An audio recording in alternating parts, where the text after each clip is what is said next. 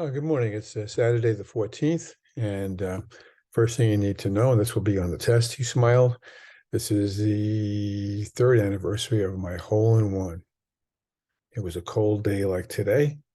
I was playing with my mask on because we were in the middle of the epidemic, and it was so cold I couldn't get my tee in the ground. And so I took this very ball and put it on the ground. I didn't even bother putting it on the tee. Took out my seven wood, and just swung from my heels on it. The ball never got up off the ground 5 feet, hit the hard ground, kept rolling, and I said to myself, I think it went in. And the man I was playing with started yelling, it went in the hole. It's not exactly how he said it, but it went in the hole, it went in the hole. And there it was.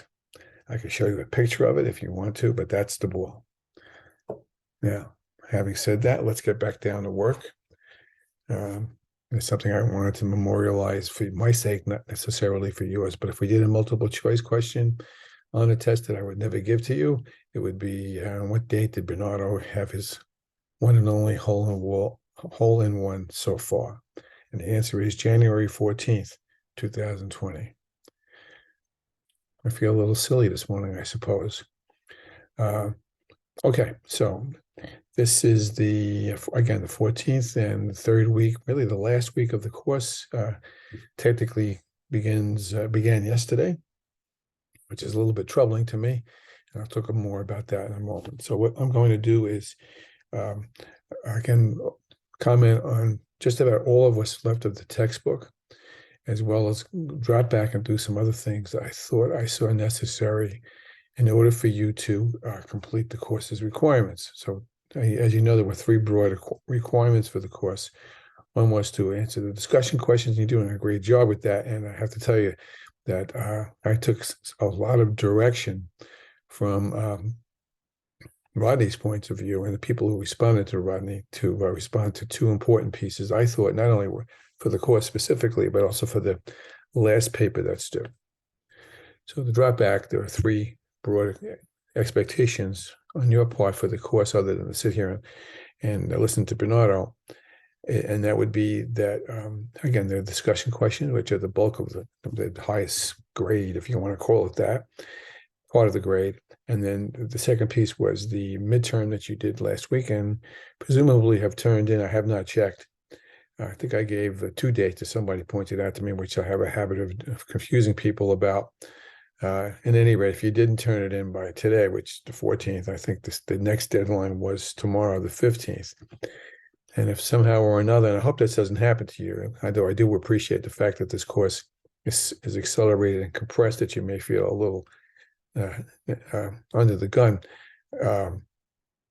I would like the paper no later than tomorrow so I can respond to it. But then again, I haven't even responded to the new one yet because I haven't had a chance to look at it, which tells me I should probably respond to that over the next day or two.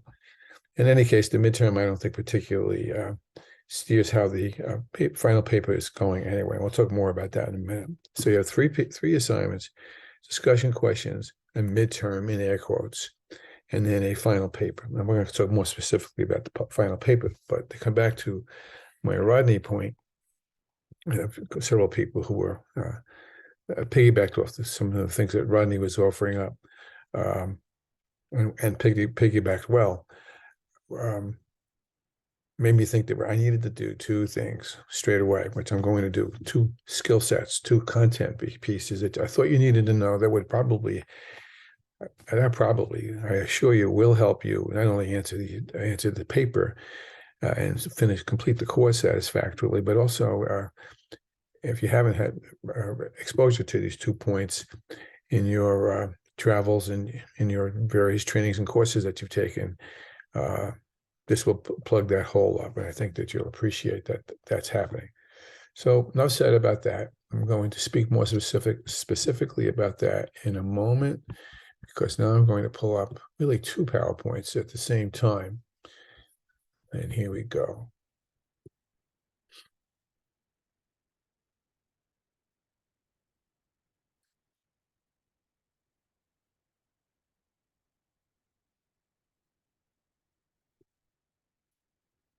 Now, here we go. You will have this PowerPoint available to you on Brightspace, but I'm also going to download this Zoom. I'm Zooming right now with you, but I'm going to download this Zoom to YouTube because somehow I think it's kind of crazy the way Brightspace handles recordings. So what I'm going to do is complete the Zoom session. I'm going to download it over to YouTube. I'm going to put it on an unlisted link with YouTube. I'm going to post I know it sounds complicated, but it's really not. All you need to do is look in Brightspace for the module that says Week 3. And then what you do is you click on it'll be a blank Microsoft Word page, and there'll be a link, a YouTube link, and you just go to the link, and then you're good to watch this whole video. Okay, so how would you know that until you do it? I just realized that as I was saying it. So I'll make an announcement about that too. Okay, so here we go. I didn't make it pretty. I was going to start putting all kinds of graphics in, but maybe I will later. And this is actually kind of incomplete because I would like to do the last 2 chapters of the text better than I was about to do. So I stopped myself on that count, and we'll come back to them. Otherwise, as you look at the text, I like this text a lot. I use it a lot. The text kind of begins to dwindle in terms of content and thinking, I think, as the authors got toward the end of the chapters. And I'm not sure I realized that until this teaching a discourse. So what I'm going to do is go back to chapters, I think it's 9 and 10, to throw some more Bernardo into that. But rather than belabor you with too many things to think about right now, I'll do that now. Which brings me to the goals. All right. We have several goals. And the first goal is goal 1, which is I wanted to extend the course. Now, don't get a rash. I wanted to extend the course another week into the next week, the week of the 21st into the 28th, somewhere around there. Not that I expected you to get on and do more work for me, not that, but I was going to add some supplementary videos and give you more time to do the paper. And then I looked up the term. The term will end next Friday, which I've commented about too many times to really belabor that. But of course, does compress things very quickly. Asks much of you and of me to assure ourselves that we meet the objectives. I'm pretty confident we've met the objectives. However, we could certainly have done a better job of where there's a regular, once a week kind of course, even if we're continue to be asynchronous. So what I was going to do is I am going to extend the due date for the final paper to the 27th, which is past the term. Now, what I don't know will happen is whether Brightspace will stop me. I'm not sure if they will. And I won't know until the 27th comes and you try to upload. So if you cannot, this is important, if you can't upload to the assignment page on Brightspace, then you must email it to me on my Stony Brook address. But in any case, I'm not going to begin grading them until the 27th and responding to them. So when you send me something, I will respond to it and give you feedback about it by way of the rubrics so that you can move on. But again, the compression of the course makes it difficult to do that. So I'm going to extend the due date to the 27th. I'm not going to extend the content pieces. I may drop in, if it's still open, I may put some other links and things for you to look at, but I do not expect you to do that because as far as we're legally concerned, the course ends next Friday. So that's why the paper is due the 27th. Again, that's after the term is over, he smiled. One more time, if you can't upload it to because somehow Brightspace has stopped it, then I think I know another way to handle that. Then email it to me at richard.bernato, BERNATO, at stonybrook.edu. And when I get your paper, I will first of all acknowledge that I've gotten it, so you don't get nervous about that. And then secondly, give you feedback later. So I'll acknowledge it, and then I'll give you feedback later as such. Enough said. That's a housekeeping point. There'll be some more discussion questions. I think they're already posted for the next week. The kind of wild card questions, but I just wanted to keep you involved with that as well. And again, I understand that there may be a lot of balls up in the air for you. So if you have to throw your energy anywhere, throw your energy to the paper, but don't not do bad grammar. Don't not do. Do not do whatever the discussion questions may be. So I just said that.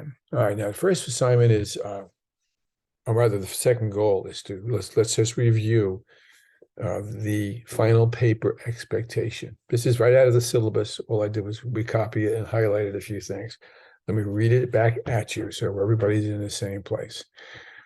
Write a research paper that assesses a public figure's ability to lead a team successfully through a crisis, a conflict, or a poor performance. The person must be real, either living or not, who has successfully led a team or inherited a team, turned the team or organization around to become high performing. This paper is due by the end of week 3. It says Blackboard there. That's a mistake, I should say. Brightspace. And here are the details. Okay, the first one is there's 3 parts to it. One is the introduction to the crisis. The second piece is the turnaround. And the third piece, which is on the next slide, is the outcome. Now let's get real here for a minute. I prefer this were a longer course. I would not prefer what I'm about to say, but I prefer for your own sanity that you try to make this personal, try to make this real. Several of you, work for software companies, coach teams, teach classes. There's plenty of opportunities for you to dig into your own personal history to work towards. Were this a long class with a little more time to marinate, I would very much have liked for you to turn to history or to current events and to work from that count. And you're welcome to just try. I happen to be by trade way back in my days a social studies teacher, and if you want an example, I'll give you one. Just email me and say, give me something, and I'll give you things to work from. Okay. In fact, I'm going to give an example a little later in this presentation. But for you to go hammer research out in this length of time, to me is over the top. I'm not trying to make the course easy. I'm just trying to make the course no less challenging. But I think because you're all adults, you can certainly have encountered in your own personal positions, in your own histories, or know of people who have done this. So the only thing I guess, suppose you could go back to, only because I'm a current events nut. You can certainly look at the current events of things that go around in this world the last several years, and hopefully that you've been paying attention to, and put your lens on that. If you can see how a team piece may have contributed to that.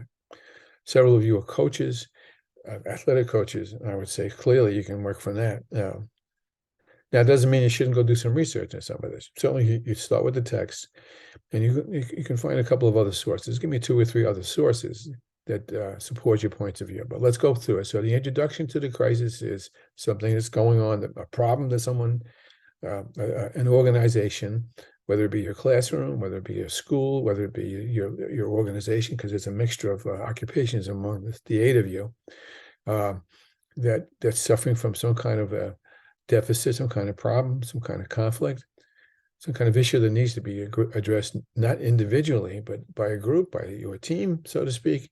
And then you need to talk about what was happening before the leader stepped up and said, okay, it's time to take care of this. Now, I use the word company here, but the word company is loosely used. Probably a better word would be organization, because that's much broader. So I'll go with that. Then provide an overview of the organization. What do we need to know? Basically, we're talking about the context. What do we need to know about this place? How well it worked, how well it didn't work. And then, why you think, and I'm going to come back to this in a little bit, why you think this conflict has happened. And that's called root cause analysis. And I'm going to do a separate presentation on it within this presentation in a few minutes. It's really easy to say, oh, that person's coughing a lot. Here's some cough medicine. Now, that's what you call curing the symptom, or that's curing the cough. I have a cold right now, and as you might hear, and that's one of the reasons why I went to the doctor 2, 3 days ago, because the cough medicine wasn't doing enough of the job. That wasn't on purpose to get the job done. And so we have to get to the root causes of issues. Train managers, train leaders, sometimes natural leaders, hopefully, but leaders can be trained. Colleagues can be trained in a team to learn how to peel back the onion, learn how to get at root causes. And what you need to do is identify what the root causes are. For example, if you see here, it says there's poor morale as an example. Well, that's not a root cause. That's a symptom. Even performance is not a root cause. It's a symptom of deeper issues. Okay. So talk about that. And someone asked me about how long this should be. I think I said 1,000 pages. I'm not going to count how many, like 1,000 words, not 1,000 pages. Heaven forbid. I'm not counting the pages. I'm not counting the words. I just expect you to cover this professionally. That's my call. All right. So around 1,000 words. Double space, please, because my eyes are getting old. So the second piece is what actions did the leader take? Did you take? I know, actually, I thought that Rodney offered some things up that he's realized that you could probably write your whole paper about Rodney. A couple of other people made some notes along the same lines, and try to identify 2 or 3 things that the person was able to address. So how did the leader move ahead? What did the leader do to get that team to engage, to work towards solving the problem? And again, if you want to think about it, you bring in Lencioni here and say, well, there was a trust issue here, and here's what we did to begin to reestablish trust or introduce trust to that group. But people weren't. Well, a couple of you mentioned commitment, which is a big issue here. We'll talk about that in another sense, about systems disciplines in a moment. And the next slide says some of the same thing. Again, this is straight from the textbook, or rather from the syllabus.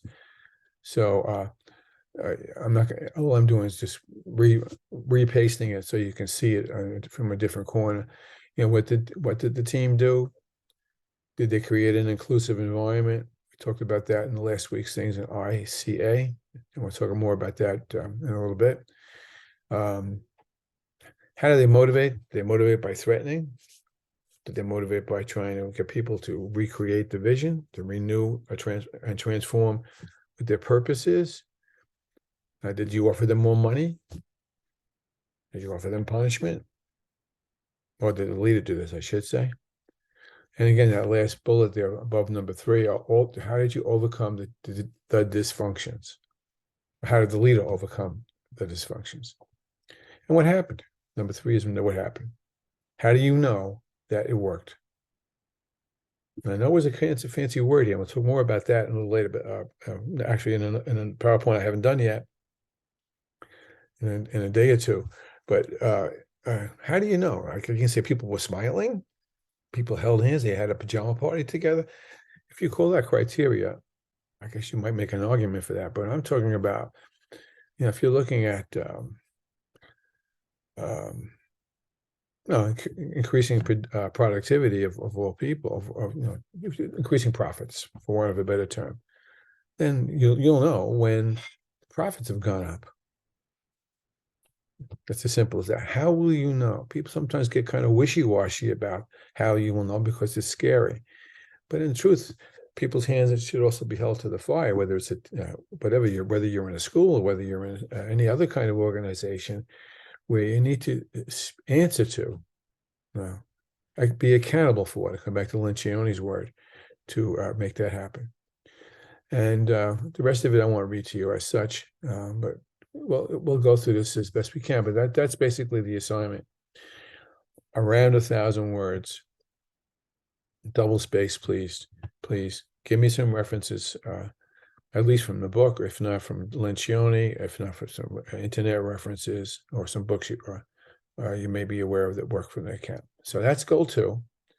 You have an assignment due on the 27th. Today is the 14th, so that's about 2 weeks. That should be time if you jump on it without delay, should be in good shape. And you can send me a draft if you like beforehand. I'll go over it, and if I think you're missing the boat, I will. If that's missing the target, I will tell you, and then we go from there. Okay, now goal 3 comes directly out of the Rodney thread. Okay, 2 places come out of the Rodney thread, and that was I sensed a lack of knowledge, not on Rodney's point necessarily, but from the group and some of their responses in terms of your understanding of systems thinking. Now, systems thinking is the dangerous word. Hang on to that for a moment. I'm going to come out of this PowerPoint for a few minutes. I'm going to open up another PowerPoint.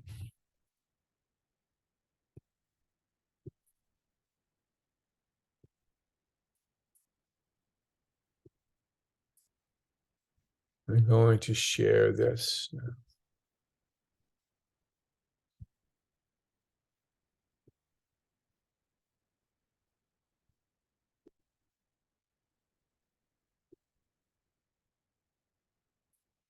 I may have shown you some of this before. This is a retread. This is not for your course. This is for a presentation I made to about 50 Chinese administrators, I should say, from from the province of Shanghai, obviously out of China. I guess about 3 years ago now, just before the pandemic. So I guess we're longer than that now. And it's about futuring, which I think I've said to you before is my key main research interest the last several years. So there's 126 slides here. But for heaven's sakes, you don't have to look at 126 slides. Don't even think you have to do it. I'm just bringing it up to show you the premise of systems thinking. So give me a moment while I find it. It's easier for me to do it this way. Oh, right at the top.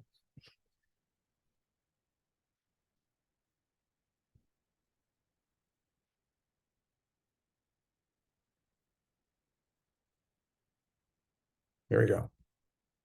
Nope, wrong one.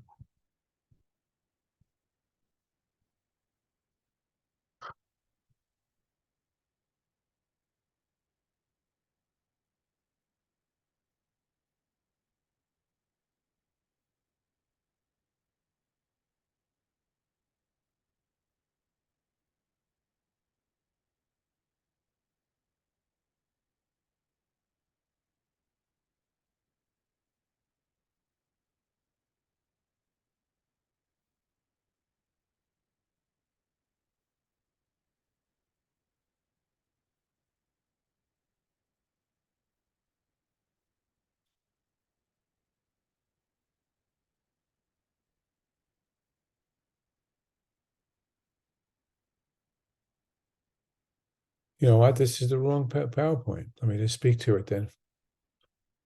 Rather than wasting your time on that, I apologize for that. I'll find the right one and post it up later.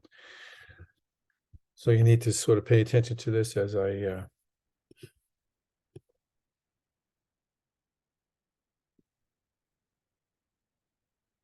well, I'm just going to talk for the moment. We'll figure it out from there.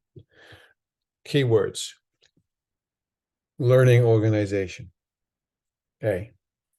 Now, learning organization is a very deceiving phrase. Learning organization, if I'm a teacher, and the majority of you, I think, are teachers, well, you're thinking of schools. And I'm not necessarily, rather, the author or the theorist who developed this premise was not a teacher by any means.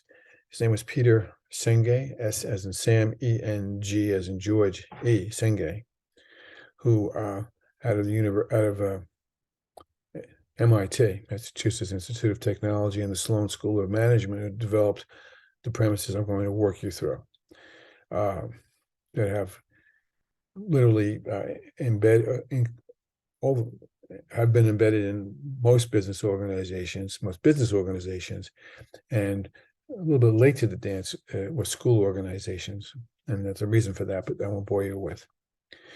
So a learning organization is not necessarily a school. For those of you who are in private businesses or in other kinds of organizations, or for other kinds of organizations, you are also a learning organization. Here's the definition. It's an organization that learns. It's an organization that learns how to sustain itself, how to improve itself. Okay.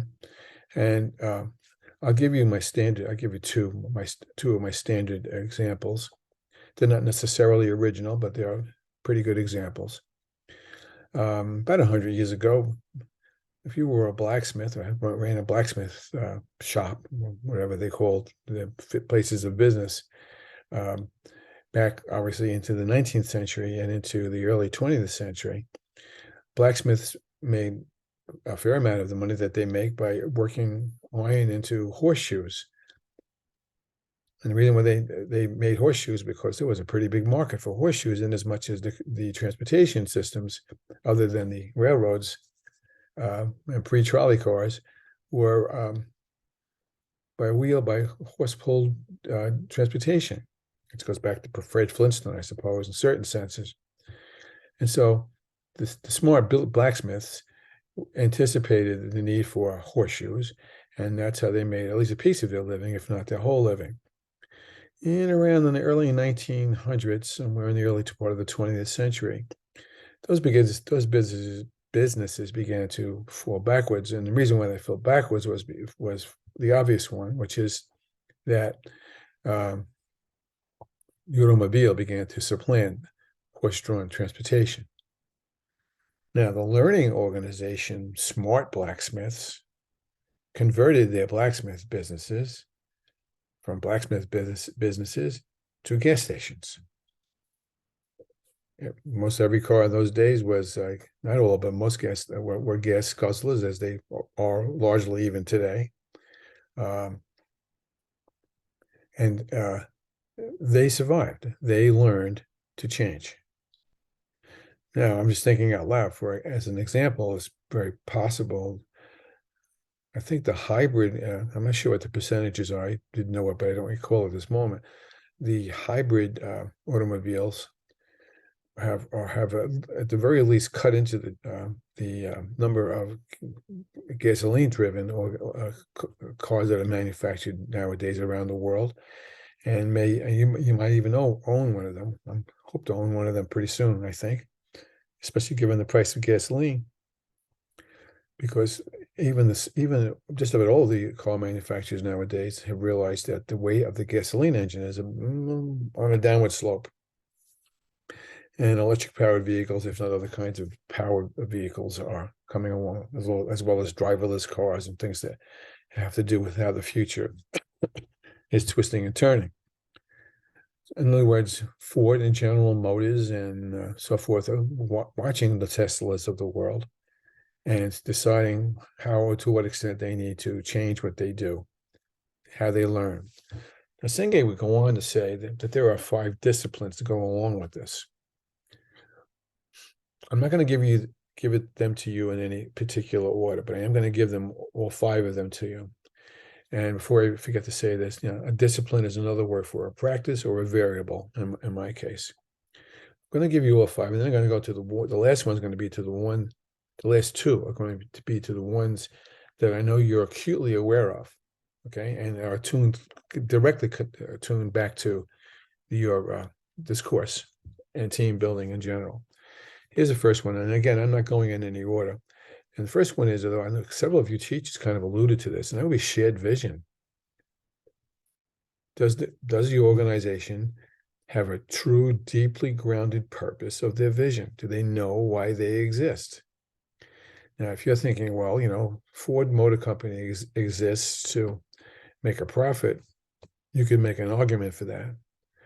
But you have to take that further and say, well, the Ford Motor Company exists to make a profit by selling automobiles, by selling transportation, relatively cheap transportation to the world's needs. The Sony Corporation, the Japanese electronic corporation that most of you probably have owned or own some parts of as we speak, has a 2-word mission statement. And here it's a 500-year mission statement. Here it comes. 2 words. One of them is to communicate. That's their mission statement. That's their vision. When they get up in the morning, put their feet on the floor and go to work, they're going to work to create devices that promote communication. Presumably, if you go to schools, and I'm being a little bit of a sarcastic here, is when you go to schools, you're going there to teach children. I mean, really, you're going to schools to more deeply than that. You're going to a school to create human beings who can think. That's truly the shared vision. I don't think too many teachers recognize that when they put their feet on the floor in the morning, having 3 daughters in schools, teaching in schools. So at any rate, ask yourself, does your team have a vision or a purpose, which is a little less lofty or a little less deep than that, but does the team have a vision? Does everyone agree on that mission, on that vision? This is going to date me, and I have presumed that most of you haven't watched the original Star Trek too often, because it kind of goes back a ways. But there are lots of Star Trek Enterprise movies around, and the old series exists here and there.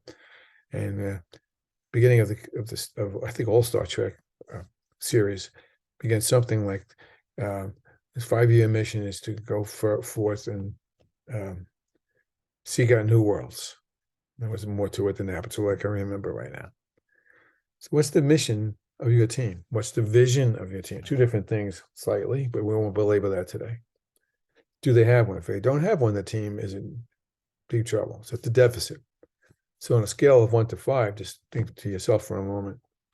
On a scale of 1 to 5, with 5 being the best and 1 being the worst, to what extent do your colleagues or the people on your team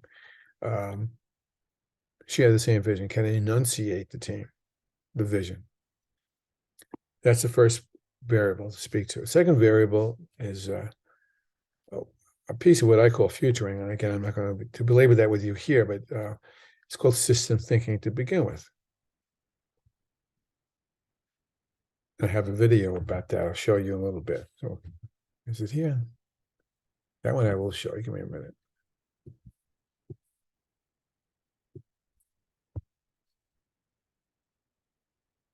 Okay, I'm going to show you this video, and then it's easier than me telling you what systems thinking is about. So I have to stop. I have to do a share now. Wait a minute. Richard.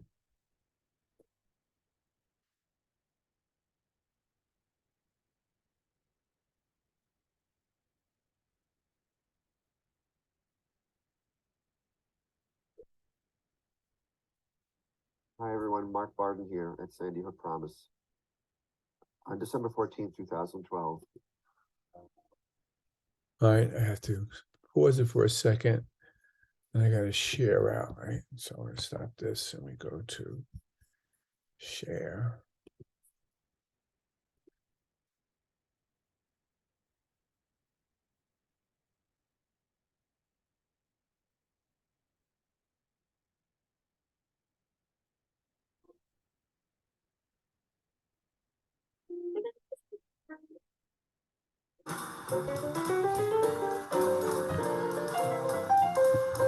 In the 1950s, the Dayak people of Borneo, an island in Southeast Asia, were suffering from an outbreak of malaria.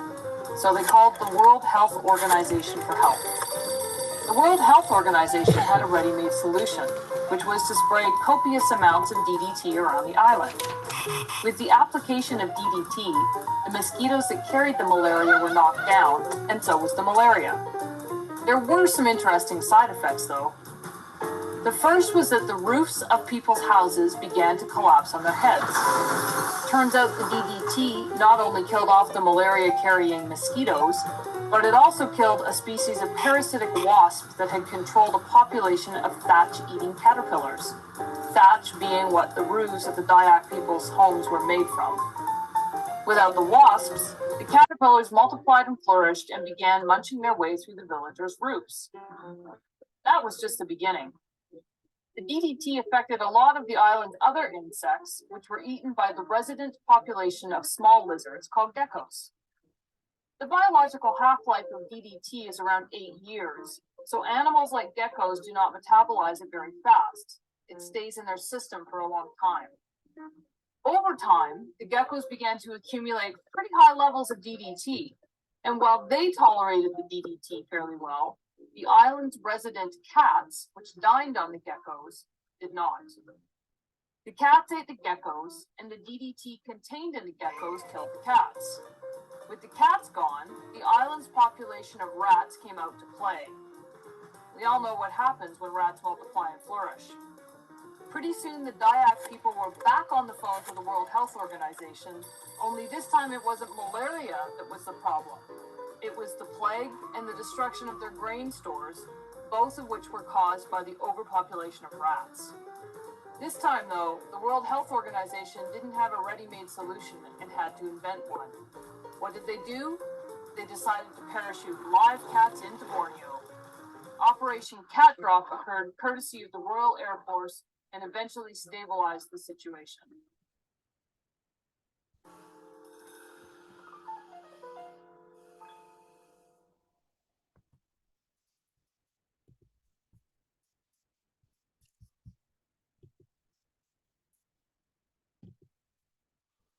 Okay, so you get that one, I think, pretty well.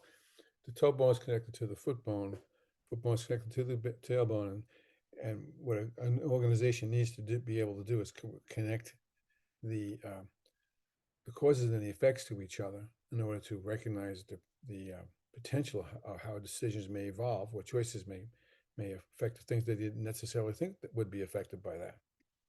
We do it naturally. If it's cold, I see, look outside, you say it's cold, I'll put on a coat. That's just a matter of your futuring out and seeing that there's I need to protect myself from the cold. I mean, I'm not sure how true it is, but I do know it's pretty true, at least for my own family the last few weeks, that a lot of people are sick with all kinds of, heaven forbids, not just COVID.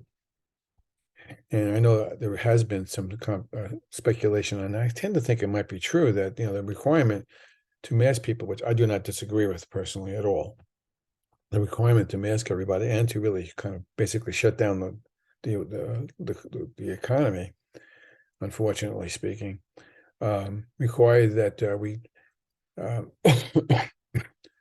of lock down in order to reduce the infection spread back at the height of the pandemic. But what also seems to be happening now, that people's immunities to other diseases have been affected by the fact that we concentrated so much of our energies towards avoiding the COVID infections, that other things have made us sick as well.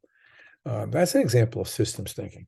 Okay, there's lots of examples of that in your house. What you do with, and when you have, I used to work for my uncles who were contractors, and the old story was that when they came in to remodel a house for somebody, inevitably when the contractor begins to tear something down, they find something else that's wrong that nobody knew anything about, and you go back to the homeowner and you say, well, you might as well. The walls are open, you might as well do this, you might as well do that, or now you have to do this. And things suddenly become more costly, but also that much necessary because of systems thinking. So let's go back and start again. There's 5 disciplines. I'm trying to go in a particular kind of order now, but not necessarily in the order of research importance. But once again, I remind you, to what extent do you perceive that your organization thinks systemically? 1 to 5. Now let's go to the third piece, and that would be, and these I think probably really hit home on the team piece. One is called personal mastery, and personal mastery is what it sounds like. There are some organizations, Google's a great example of that, from what I understand, and Amazon here to a lesser extent, but there's lots of Microsoft is very good at it. So they spend a lot of time trying to develop and nurture their workers, grow them, and enable those people to learn new skills in order to stay ahead of what they were about. My car, I have a Volvo right now, and something was wrong with the remote start. I had to bring it in this past couple of days ago, and they had a technician just trained for remote starting. Now, I would see that person. I never saw him, so I don't know whether or she was how old that person was, but I have to presume that the person probably retrained from something that they don't do anymore at Volvo that is necessary now because a lot of cars have remote starters. Learn new skills. Learn new skills. Keep people abreast of new things. You like to think that you go into a doctor, that the doctor's read a few journals and it has kept up to date on the latest practices that are effective and safe for you. And that's a matter, again, of personal mastery. So a good organization has a shared vision. A good organization has good systems thinking skills. A good organization helps its people learn. Continue to learn is a better word. Nurtures their people. Okay. And again, we're not going in a particular order. And again, the third question would be on a scale of 1 to 5. Does your organization truly enable you to nurture your team members to have the skills not only to be better team members, that is to say, also know how to get along with each other, which I'm coming to in a moment, as well as to have the skills necessary to meet the purpose. Which brings me to the fourth piece, and I think this is even more specific, and that would be mental models. Now, a lot of you talked about this word, mental models, in your discussion questions last week, and mental models are what they sound like. Dispositions, attitudes. What kind of attitude dominates the organization? Now, it's a tricky one because people tend to think, well, everyone has to walk around wearing, rose-colored glasses and never see the issues that may be at foot that need to be corrected. That's not what mental models necessarily addresses. What it addresses is you need to pay attention to all of the mental models. Those of you who have mentioned, and many of you did, or those of you who were teachers, said that a lot of teachers, especially once they get tenure, don't feel the need to contribute to the overall energy of the building, to the things that make a school building run well, because they don't have to do that anymore. And you obviously and rightly label that as a negative, which it certainly is. But the deeper issue is, if you bury that mental model, didn't let that mental model have a chance to express itself. In other words, ask people why they think that way and try to get to the bottom of the root cause issues we're going to get to in a moment. Then you'll continue to perpetuate those mental models and perhaps let those mental models overwhelm the positive mental models that characterize most organizations, most schools. So again, here we go. Shared vision, systems thinking, personal mastery, and mental models. And the last one, right out of this book, is team learning. To what extent does a team know how to be a team? To what extent is it true that none of us is as smart as all of us? So I'm not going to beat that one to death because we've talked about that enough. Does the team know how, interrelationship-wise? Does the team know how to have the knowledge and information that it needs? Going back to the Wolfstein model we spoke about last week. To interrelate with each other, to collaborate. If they don't, why don't they? Those 5 pieces. The reason why I'm giving you this slide, and I'm going through it more quickly than I would like to, is that those 5 disciplines, and there's a million YouTubes on this if you want to look up Senge and the whole idea of the learning organization. I would recommend that actually, if not for now, but for any of the other courses you may be participating in, so that you can clearly recognize how these 5 disciplines, variables, practices, characterize a learning organization. Understanding that if they don't exist, or if they're weak in certain areas and maybe stronger in others, the organization will not survive. And you'll lose your job with it, if nothing else, which is a terrible way to frame it as such. Okay, so I'm going to go back to sharing the screen again. I'll go back to the PowerPoint I've begun.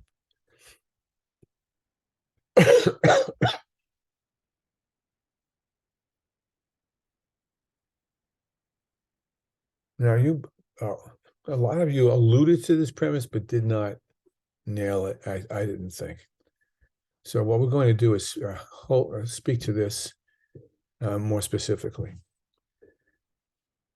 I mentioned already, and I'm not coughing because I want you to, for effect, as an act. This is I'm coughing. I'm just too lazy to get a glass of water.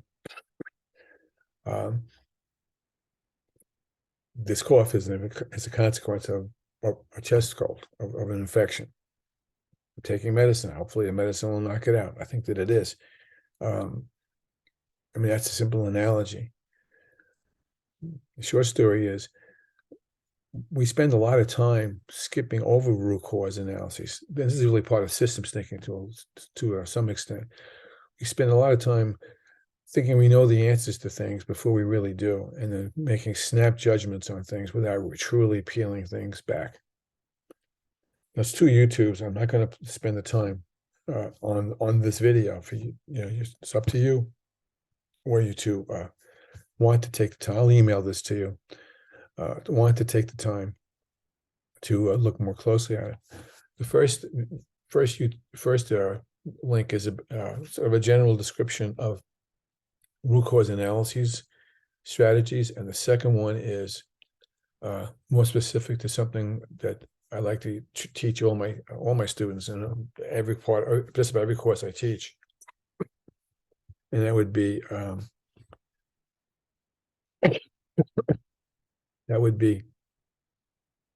the 5 whys. And WHY. The 5 whys is a Japanese business technique. And the Japanese industries are pretty well known for how well they run themselves. And by the way, they took many of their ideas from the United States, when the United States overlooked these same ideas from people like Senge and Demings and other folks along those lines.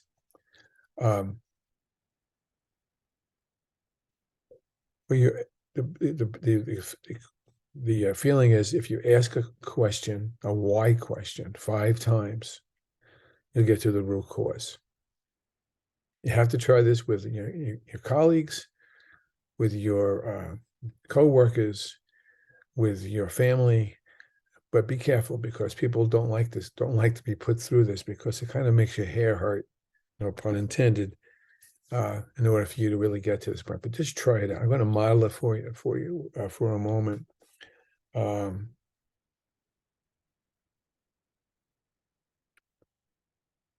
me think out loud. Well, I kind of did it one already. I'm not sure if it's fair to try it again. Let me try it out loud. Why are there a lot of people sick nowadays? Question 1. There's a lot of, well, because there's a lot of different bacteria and diseases flying around. Why is that a problem when we never had that problem before? Our immunities seem to be down. Why are our immunities down? Because we were wearing masks and isolating ourselves a great deal in the last 2 or 3 years. Why were we isolating ourselves? To avoid getting really ill with COVID. That's a root cause. Why are you late today? The alarm clock didn't go off. I slept too late. Why did you sleep too late? My alarm clock didn't go off. Why didn't the alarm clock go off? My mother didn't set it. Why didn't your mother set it? They were having another fight. There's your root cause, my friends. Now, you have to be kind of skillful about asking the why question. You can't be silly with the why questions, but if you ask the why question the right way, suddenly you get not just one root cause, you'll get multitudes of root causes to some of the most simple things that you might think about. So when we spoke about the final paper assignment, where the example was poor morale, why was there poor morale? Because the boss is an idiot. Why was the boss idiocy forcing us to have low morale? Because he's pushing us around. Why is he pushing us around? Because he is very insecure. Oh, excuse me. Could that be the root cause? I'm just making that up as I go along. I don't even think that was 5 whys. But these 2 pieces were things that emerge, these 2 premises, the learning organization's 5 disciplines and the root cause analysis thing seem to be, I'm going to call it a deficit, but I don't mean to say that it was your fault that there was a deficit.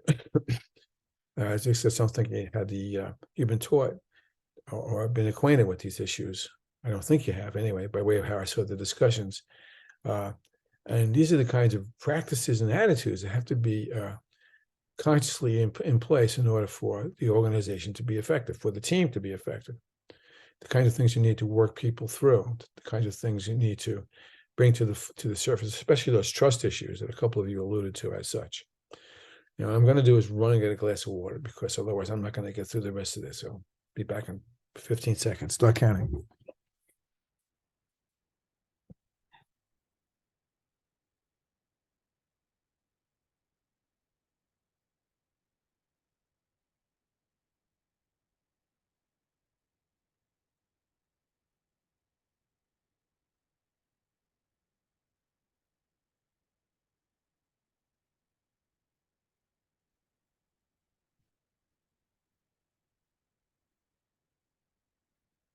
I think that was closer to 20, but I'm sure you weren't counting. Okay. Water, drink.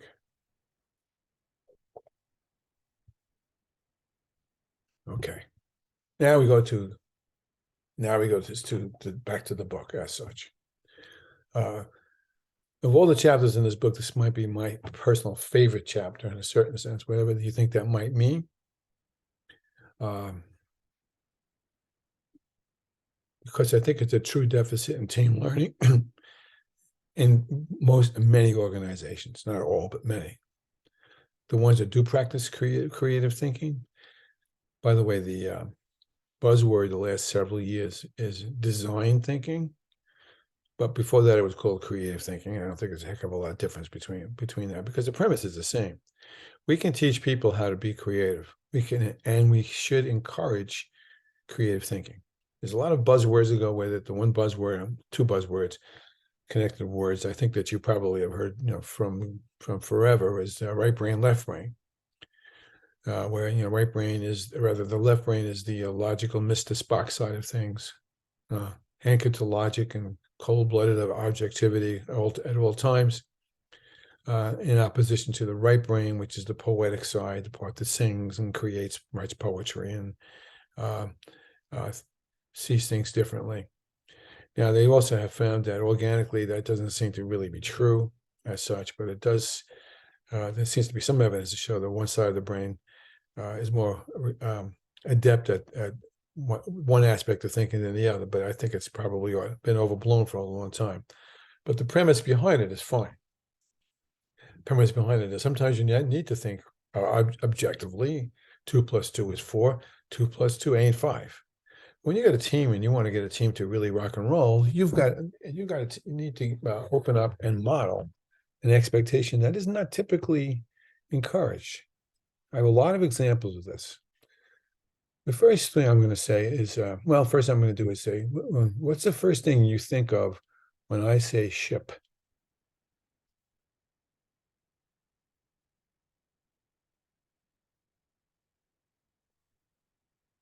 Now, believe it or not, I've done this hundreds of times with 5-year-olds all the way up through older than you. And believe it or not, the great majority of the times here's the answer I get. The Mayflower, or the Nina, the Pinta, and the Santa Maria. The Titanic. I'll get ships, the names of ships. If I wait a little longer, somebody will take a chance and start saying something else. And I'm generally pretty happy when I get someone to say, and I don't tell them what to say, I wait. Someone to say, friendship, citizenship. Someone will say, oh, well, you didn't say that. You said ship. I said, no, yeah, I said ship. And I didn't ask you to necessarily use that left side of your brain and anchor into the Nina, the Pinta, and the Santa Maria. That's where your head went. That's how you think, left brain. And you thought the expectation was what it's typically called a convergent answer. Because there's a difference between convergency and divergency we'll come to in a moment. But let me give you some other examples, and there's tons. Let me go into another one, and this is not true, but is true at the same time. first of all, I'll say, I'll tell you the end of the story before the beginning. Billy Joel, Albert Einstein, supposedly. I'm running short of names. A lot of very famous, successful people didn't finish college or high school as such. And here's why. When children are small and they go, let's say they're in kindergarten, they run to their teacher and say, look, Mr. Smith, I've drawn a purple tree. Mr. Smith says, that's very good, Johnny. And puts a happy face on it, and then Johnny runs home to his mom and dad, and his dad says, "Oh, that's great. Let's put it on the refrigerator." And the child's proud. But that same Johnny gets it to the middle of high school, and draws a purple tree for his English teacher. English teacher scratches her head, and says, "Let's go see a counselor." The more we're in schools, the longer you're in school, the less creativity is recognized or encouraged, unless you're in the arts. Those kids off in the corner who are rolling around on paint and then rolling around on pieces of paper. And the artsy kids. But the rest of us are not encouraged to think creatively. It's not a value. Because it's difficult to comprehend and to work with often enough too, which we'll come to in a moment. Now you're going to say, who is Adlai Stevenson? To come back to that paper we spoke about, the final paper that's due on the 27th, I was thinking of Stevenson when I said that you could look for historic examples of things like this, but let me give you a quick anecdote. Again, before any of you were born, I apologize for doing one of my old stories. It was 1962. I was just a kid. I think I was in 10th grade. We discovered that there were missiles in Cuba, nuclear missiles in Cuba that the Soviet Union had put there to protect the Cubans from an invasion from the United States and perhaps to attack the United States. Now, the problem with that is that a missile from Cuba to New York City would take maybe 5 minutes to land there. And that was very dangerous to the United States, obviously. And the president at the time, John Kennedy, said, well, we can't have this. We have to figure out a way to do that. So what he did was he assembled a team. And the team consisted of various military people, some diplomats, and various cabinet members. And the team was chaired by his brother, Robert Kennedy, who happened to have been the Attorney General of the United States at the time. But his legal talent wasn't really why he was doing it. He was doing it to be in place of the president, who was obviously trying to do other things as well as handle this. But the goal was clear. The vision was clear. Get those missiles out of Cuba. Now, here comes this Adlai Stevenson. Stevenson, at the time, had been a presidential candidate back in the 50s and then lost to Eisenhower twice. A very intellectual guy, very articulate. And he had been the ambassador to the United Nations in 1962. So they called Stevenson in to this meeting. And Stevenson knew, and they all knew actually, that we had missiles, nuclear-tipped missiles, in Turkey, which was literally right across the border from the Soviet Union, where Cuba was 90 miles away. These missiles were, just a few miles. I don't know exactly what the distance was, but it was a lot closer than the missiles in Havana were. So Stevenson said, well, I have an idea. Why don't we just say, well, okay, we'll take the missiles out of Turkey, and you take the missiles, and they'll take the missiles out of Russia. Well, they practically picked Stevenson up by the seat of his pants and threw him out of the room, because this was not the kind of answer they wanted to hear, the kind of idea that they wanted to hear. His idea was, in their view, by values and policy, was so outrageous that they wouldn't entertain it, and the man was pretty much drummed out of the room. Well, P.S. fast forward 13 days later, and I'm leaving out a whole lot of history here. Fast forward 13 days later, the Russians took the missiles out of Cuba under threat of World War III, which was pretty darn close, as I recall, in those days. That And part of the secret deal, the part that the United States, the American citizens did not know, big part of it was, we took the missiles out of Turkey. The creative idea was the idea that unlocked the deadlock that had been buried by the testosterone types in the president's committee, in the president's team as such. It's an example of creative thinking not getting its day in the sun unless you're writing poetry, or unless you're coming up with, unless you're working on Madison Avenue trying to come up with ways to sell shoes. But people have come to realize over time, and this is an interesting story, actually. And actually, I think the text does a pretty good job of this in chapter 7. People began to realize, leaders began to realize that there's a role for divergent thinking. So there is a difference between convergent thinking and divergent thinking. Convergent thinking is single answers. Who discovered America in 1492 is a convergent question and answer. How much is 2 plus 2 is a convergent answer. There are single answers for that. And its opposite is divergent answers. Divergent answers, host of it. Who discovered America? You can do a whole course on who discovered America. I'm just reading an article this morning about the Vikings. But there are even people, there's arguments for people who were from other parts of the world who discovered America, not to mention the people from Siberia who walked across the land bridge. Didn't they discover America? Isn't that the creative answer? All right. But since if we're narrowing lenses and twisting and turning because of what our decision-making processes are, our value systems are, without making room for those kinds of questions, those kinds of answers, that's where things go sour. And that's why that question of under D, how does culture and values of a team influence creativity? And the answer is a lot. Now, the other part of it is too, before I go to E, let me go to F, how to nurture. You can teach creativity. There are people, they say, who are more creative than others. I don't think I'm particularly creative. I wish I were more creative. But there are people who are more creative than others. And they find that generally that people with an above average IQ, but not in that gifted and talented Sheldon Big Bang range, they're not creative at all. They're left brainers who seem to could be more creative than people who are not. But everyone can be taught to be more creative. There are techniques to teach people how to be creative. The good team leader is either going to model those strategies or teach them, or have someone else teach them to the group.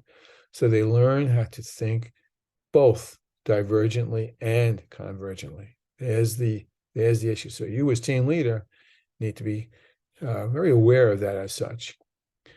Not to mention the fact, let me go back up to E for a second. There are parts of creativity. There are parts of creativity. Now, one part you're kind of used to, and that would be what we call fluency. Fluency is brainstorming. Give me a lot of ideas. All right? There's flexibility. Flexibility is techniques, and there are techniques to do this. We say, well, how would you change that a little bit? Or could we put this idea together with that idea? There are techniques that people can practice to do that. Really fascinating and very effective techniques I've used a lot in my own travels. If you have time, you should look up the word synectics, synectives, synectics, where there's a whole book, there's books about how you can get people to take an idea and visually turn it inside out between their ears, or on a piece of paper for that matter, and make things bigger. If they make things smaller, make them green, make them white, eat them, and things look differently to the people. And the ideas begin to take on elaboration, which is the third piece. When you take an idea, what do you mean by take the missiles out of Turkey? Well, if you take the missiles out of Turkey and then you begin to elaborate on, get the details. Look, one way to do this, and I have a friend of mine uses this phrase a lot when he runs teams. What does it look like? What will it look like? That's a great elaboration strategy to work from. And that leads to originality. Okay? That leads to originality. So originality is what it sounds like when the idea becomes truly unique, not something that just kind of popped out of your head without really working it through. Now, how do you nurture it? All right. A, you show that it's valued and it's needed. B, you by valuing it and accepting premises, you begin to encourage internal motivation rather than external motivation. And you begin to have people feel self-efficacious, that is to say, confident in their ideas. You're going to listen to silly things sometimes. Somebody's going to say something silly and say, okay, so the Martians are going to land tomorrow. Help me understand how that's going to solve the problem. Even though it's kind of a silly idea, it's a possibility. So let's talk about it from there. You're going to take chances. Now, if you're and those of you who are teachers, you're not going to take a chance teaching kids how to get main idea by having them hanging them upside down by their toes, see whether they'll think more creatively. You're not going to do that. So that's not a risk that you're going to tolerate. You're not going to take a car that's shaped like a triangle with two wheels rather than four, and put it out on the road to tolerate what the risk might be. You're going to try it out in what we call pilot processes, so you don't make that go. You don't hurt somebody. Bottom line of that. The other piece too, Roman numeral 5, is you're going to create a flattened organization. Now, we talked about that a couple of times. We talk about a triangle organization, a hierarchical one, versus one that's more equal to each other by flattening the leadership roles. Of itself, that's going to promote right brain thinking, fluent thinking as such. Believe it or not, just all by itself on that count.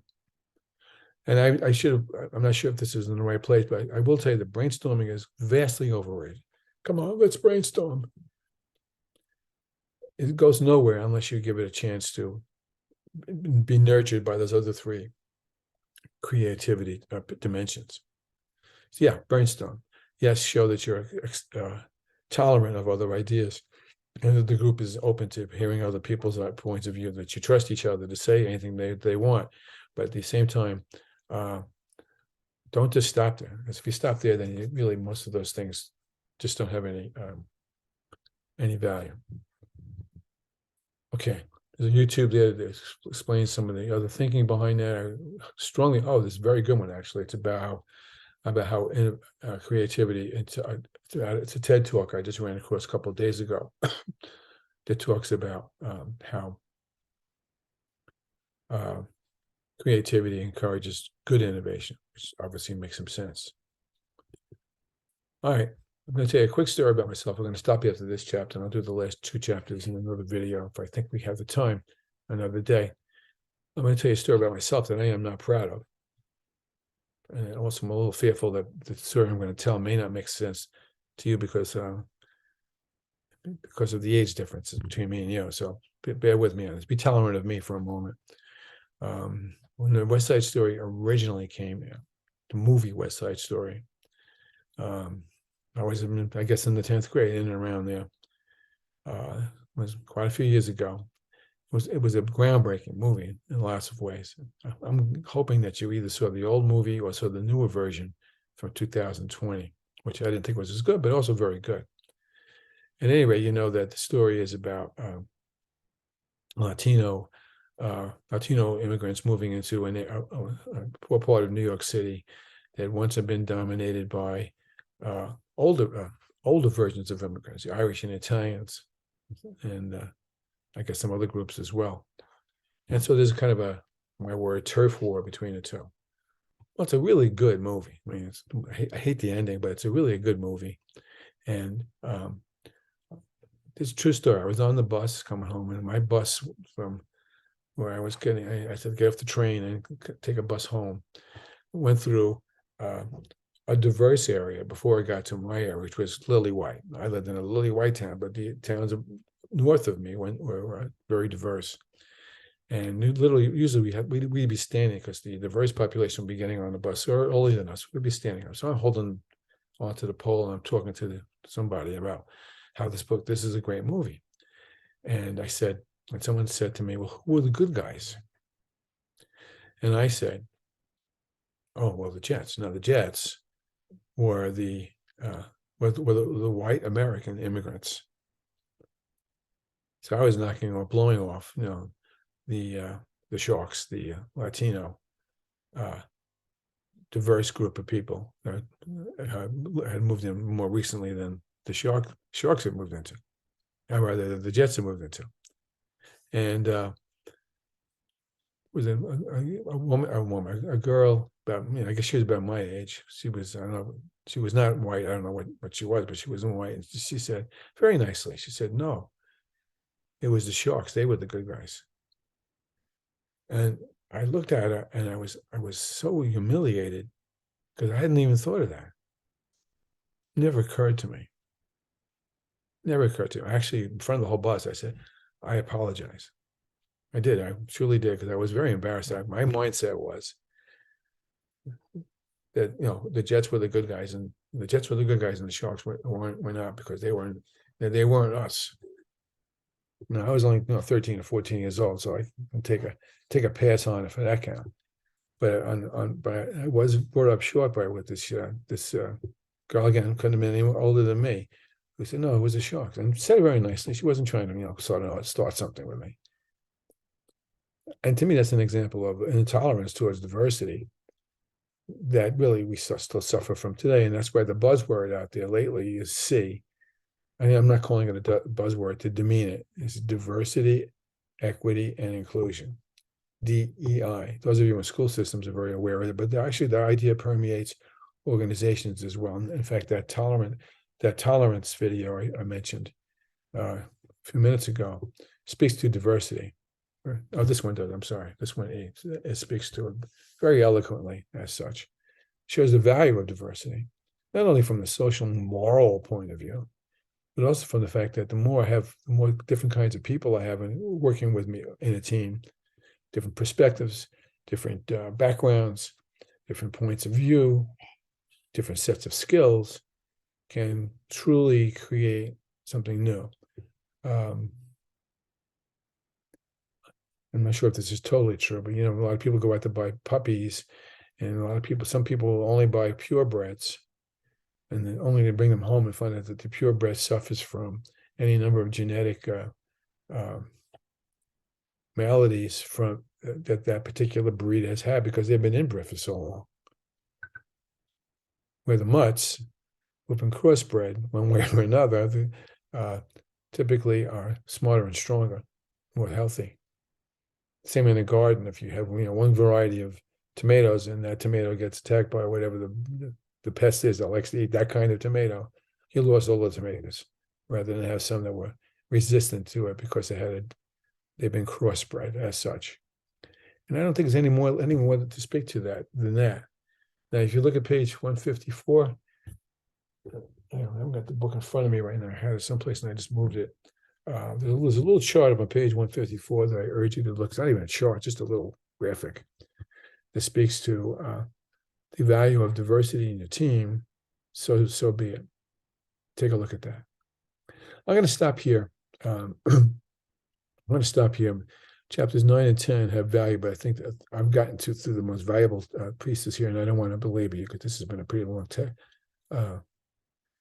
video as it is. So I'm afraid that I already have, because I can't talk anymore, I'm afraid that I have bored you more than I may usually have done. Enough said. I'll send you this video, or rather this PowerPoint. Or maybe I won't, because you already have everything. You've seen it all, but one way or another, you'll see this again. Okay, so do what you got to do. Keep in touch with me. I know there's a lot of things to do this week. And much as I hadn't met any of you, other than through the discussions, I have enjoyed working with you, and I'll continue to be available to you for anything that you need.